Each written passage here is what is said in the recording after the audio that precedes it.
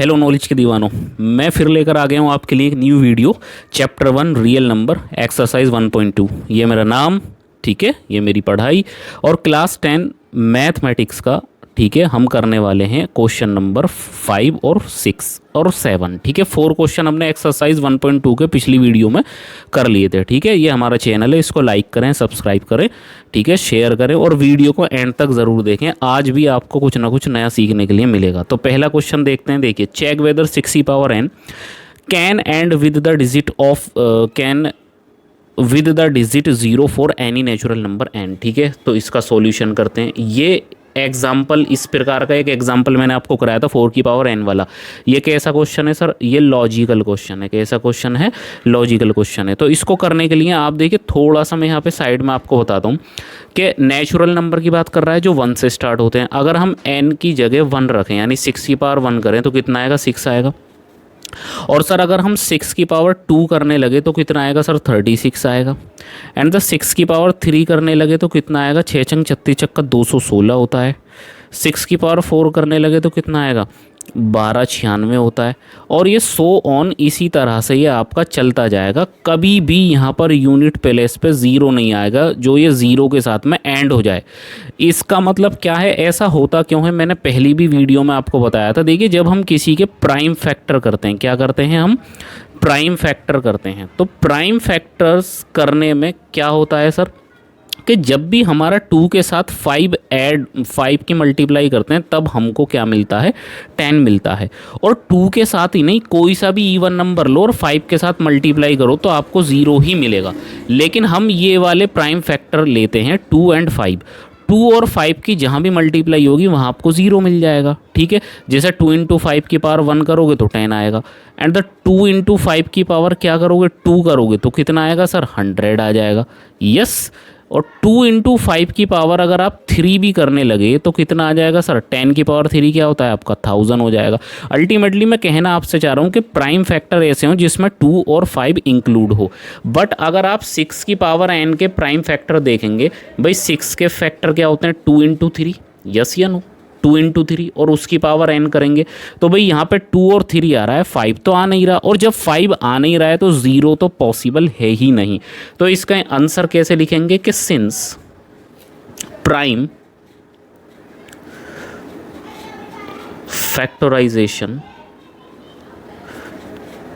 Factorization of 6 की power n does not 6 की power n does not include 5, ठीक है, कि इसके प्राइम फैक्टराइजेशन में 5 इंक्लूड नहीं है। तो 6 की पावर n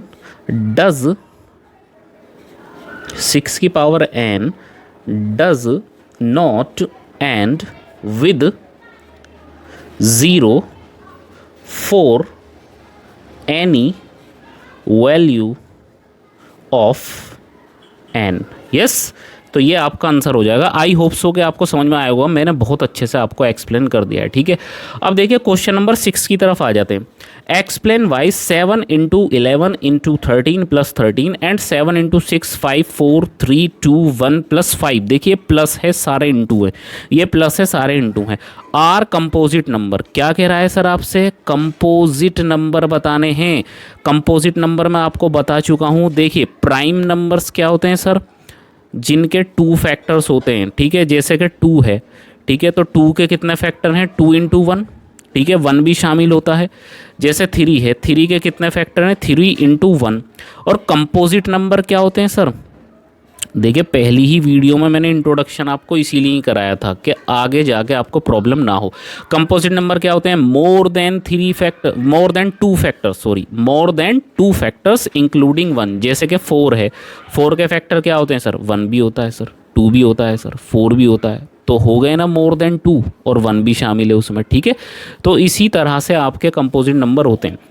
तो इनको कंपोजिट नंबर बनाना है, ठीक है। देखिए सर, 7 इंटू 11 इंटू 13 इंटू 13, और ये है आपका प्लस, ये क्या है सर आपका प्लस, प्लस में 13, ठीक है सर। 13 मैंने ले लिया कॉमन, 13 कॉमन लोगे तो देखो यहाँ पे 7 बचा, 11 बचा, 13 बाहर चला गया कॉमन में तो 1 बचेगा, प्लस 13 बाहर चला गया तो क्या बचेगा 1 बचेगा, ये हो जाएगा 13, ठीक है।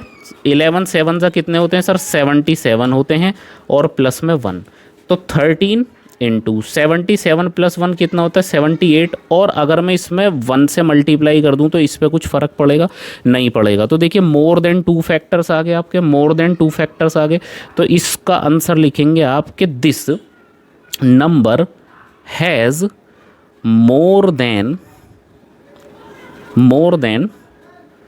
2 फैक्टर्स, के 2 से ज़्यादा इसके फैक्टर्स हैं, ठीक है। इडेस्ट 13, 78 और 1, यस। तो thus it is a composite, it is a composite number, ठीक है दोस्तों। अगर किसी को ये क्वेश्चन समझने में अब भी प्रॉब्लम आ रही है तो आप हमारी फर्स्ट वीडियो जहां मैंने इंट्रोडक्शन बताया है उसको जाके देखें, आपके सारे डाउट्स क्लियर हो जाएंगे कि कौन सा नंबर किस तरह से होता है, उसकी डेफिनेशन क्या है, मैंने वहाँ पर सारी चीज़ें बताई हैं, ठीक है।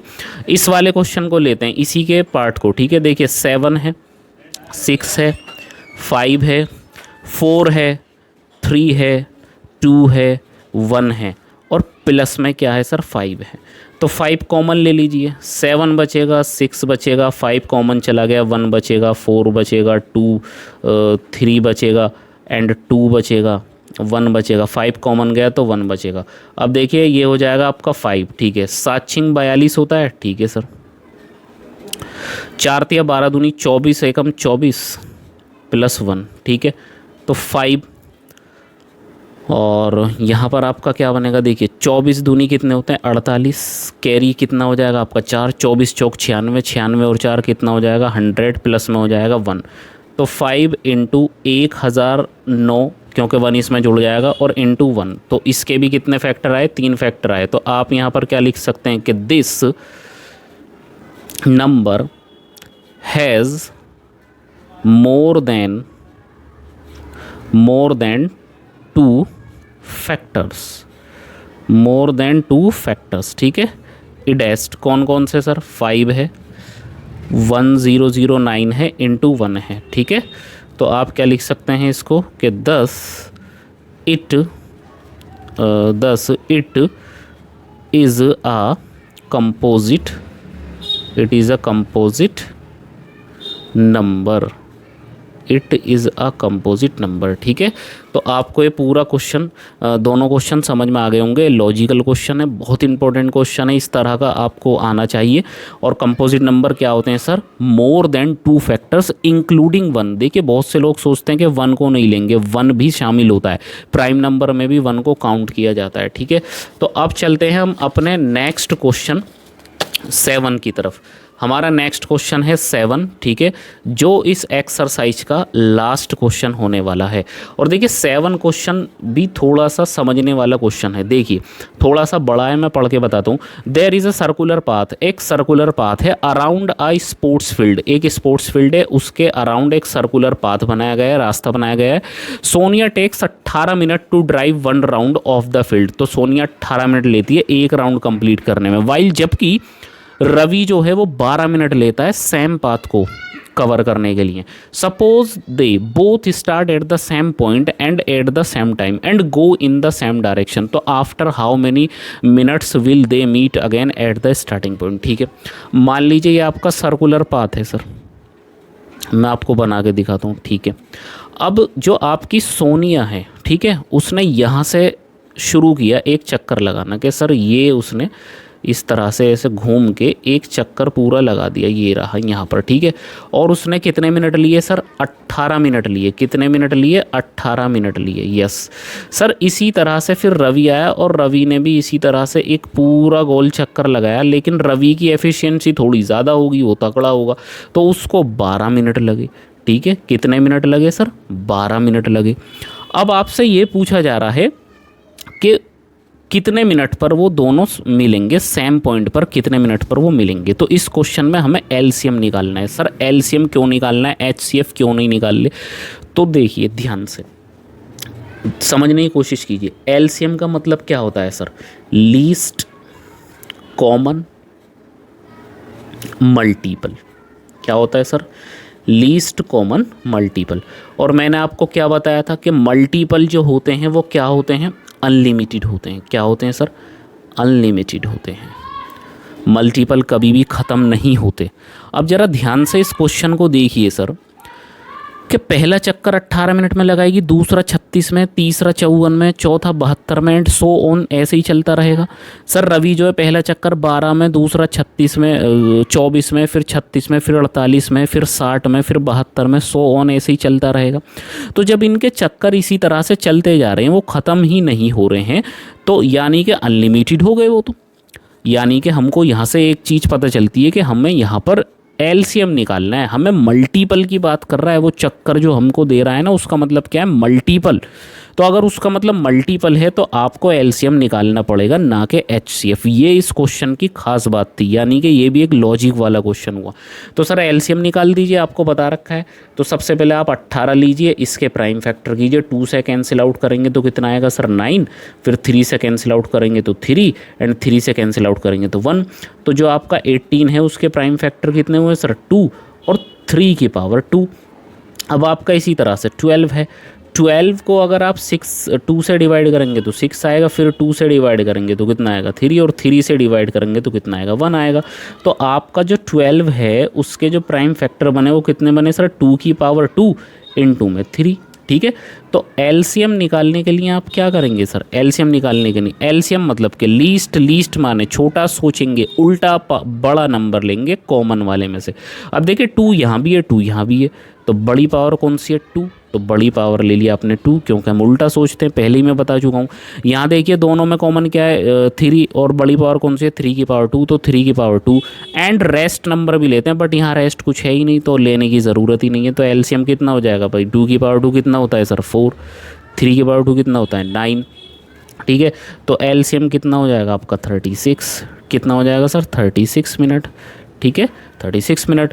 तो सर 36 आपका आंसर आ गया कि 36 मिनट पर वो आपस में एक पॉइंट पर मिल जाएंगे। अगर आप इसको वैसे करके देखते, ठीक है, ज़रा मैं आपको दिखाता हूँ। जैसे मेरे पास में 12 है सर, तो 12 के अगर मैं क्या लिखूँ? मल्टीपल लिखने शुरू करता हूँ मैं। 12, 24, 36। ठीक है, मल्टीपल बोले तो टेबल। ठीक है, नॉलेज के दीवानों, 48, 60, 72। ठीक है, इसी तरह से सोन चलता जा रहा है। ठीक है, अब और जैसे ही आप 18 के लिखने शुरू करेंगे तो 18 के आप लिखेंगे तो क्या हो जाएगा सर? 18 हो जाएगा, उसके बाद में सर 36 हो जाएगा, उसके बाद में 54 हो जाएगा, उसके बाद में क्या हो जाएगा सर? 72 हो जाएगा। 18 चौक 72 होते हैं, 18 पंजे 90 होते हैं। ठीक है, इसी तरह से चलता जा रहा है। तो सर देखिए 72 भी कॉमन आया है, यहाँ भी 72 है। ठीक है, 36 भी यहाँ भी कॉमन आया, 36 यहाँ भी है। ठीक है, तो बट हम बात किसकी कर रहे हैं सर? लीस्ट की। किसकी बात कर रहे हैं सर? हम लीस्ट की बात कर रहे हैं। तो लीस्ट की बात कर रहे हैं तो हम 72 ना लेके क्या लेंगे? 36। तो 36 भी हमारा इसमें आंसर आ सकता है। देखिए एलसीएम का यही मतलब होता है कि जैसे मैं आपसे कहने लगूँ कि 12 और 18 का एलसीएम आप बताइए, तो 12 18 का एलसीएम अगर मैं 72 ले लूँ तो मेरा क्वेश्चन गलत नहीं होगा। 72 लेने पे भी गलत नहीं होगा। लेकिन अगर हम 72 लेते हैं तो उसका मतलब पता है क्या है? उसका मतलब ये हो गया कि हमें एलसीएम की नॉलेज ही नहीं है। 12 और 18 का एलसीएम में 144 भी ले सकता हूँ, और जब सवाल करूँगा तो मेरा गलत होगा ही नहीं, सही आंसर आएगा काट पीट करके, कैंसिल करके। लेकिन उसका मतलब क्या है कि अगर मैं 12 और 18 का एलसीएम 144 ले रहा हूँ तो इसका मतलब ये है कि मुझे एलसीएम की नॉलेज ही नहीं है। भाई जब एलसीएम का पहला ही जो आपका ये आता है, पहला ही लेटर ये क्या है आपका? एल मतलब कि लीस्ट। भाई एल मतलब कि लीस्ट, पहला ही वर्ड लीस्ट है, तो भाई लीस्ट नंबर लो ना। लीस्ट का मतलब क्या है कि 36 से छोटा ऐसा कोई भी नंबर नहीं है जो 12 और 18 से डिवाइड हो सके। यस। तो एलसीएम का मतलब ये होता है। तो आई होप सो कि आपको मेरी बातें समझ में आई होंगी। तो दोस्तों 1.2 एक्सरसाइज और उसके एग्जाम्पल हमने सारे कवर कर लिए हैं, और कल की वीडियो में हम एक्सरसाइज 1.3 करने वाले हैं, लेकिन 1.3 से पहले उसके कुछ एग्जाम्पल्स करने वाले हैं, क्योंकि एग्जाम्पल मोस्ट इंपॉर्टेंट होते हैं। एग्जाम्पल मोस्ट इंपॉर्टेंट होते हैं, कई बार मैं आपको बता चुका हूँ। तो ये हमारी जो चैनल है बिंदास सीखो, इसको आप सब्सक्राइब करते रहिए, ठीक है। इसको सब्सक्राइब कीजिए, लाइक कीजिए और दोस्तों के साथ शेयर कीजिए, क्योंकि डेली आपको कुछ ना कुछ मैं नया सिखाऊंगा। और जैसा कि आप देख रहे हैं कि मेरा जो कोर सब्जेक्ट है वो फिज़िक्स है, मेरा जो कोर सब्जेक्ट है वो फिज़िक्स है। तो आप चिंता ना करें कि सर का कोर सब्जेक्ट फिज़िक्स से और पढ़ा ही नहीं रहे हैं, बेफिक्र रहिए, फिज़िक्स भी मैं आपको पढ़ाऊँगा और बहुत अच्छे से पढ़ाऊँगा, न्यूमेरिकल्स भी कराऊँगा, ठीक है। बस आप हमारे चैनल को सब्सक्राइब करें और हमसे जुड़े रहिए, ठीक है। तो तब तक के लिए मैं आपसे विदा चाहता हूँ, ठीक है। मिलते हैं नेक्स्ट वीडियो में कुछ नए क्वेश्चंस के साथ और नई एक्सरसाइज और नए एग्जाम्पल के साथ। तब तक के लिए धन्यवाद।